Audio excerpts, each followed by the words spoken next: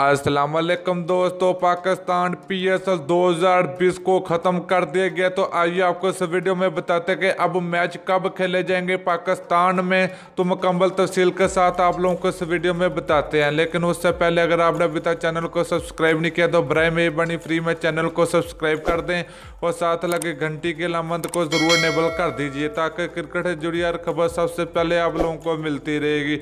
चलिए दोस्तों, बगैर कोई आपका कीमती वक्त को बताते चलें कि कोरोना वायरस की वजह से जो कि काफ़ी ज़्यादा नुकसान हुआ है पूरी दुनिया को, तो जो कि कोरोना वायरस की वजह से पाकिस्तान पीएसएल 2020 को मुकम्मल तौर पर ख़त्म कर दिया गया है। तो इसके बाद पाकिस्तान क्रिकेट बोर्ड ने ऐलान भी कर दिया कि अब सेमीफाइनल और फाइनल मैच पाकिस्तान में अभी नहीं खेले जाएंगे। तो इसके अलावा पाकिस्तान क्रिकेट बोर्ड ने ये भी कहा कि हम अभी शेड्यूल का ऐलान नहीं कर सकते क्योंकि कोरोना वायरस का जब तक पाकिस्तान और दुनिया से ख़त्म नहीं हो सकती तो तब तक हम पीएसएल 2020 का शेड्यूल नहीं जारी करेंगे।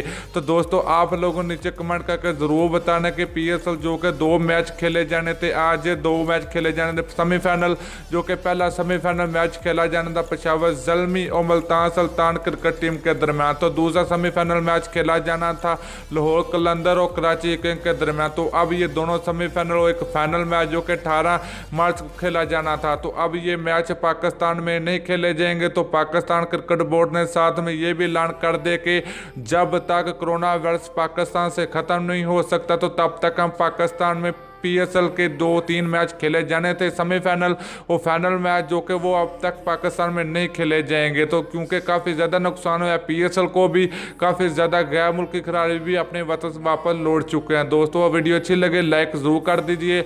अगली वीडियो तक के लिए इजाज़त दीजिए। अल्लाह हाफिज़।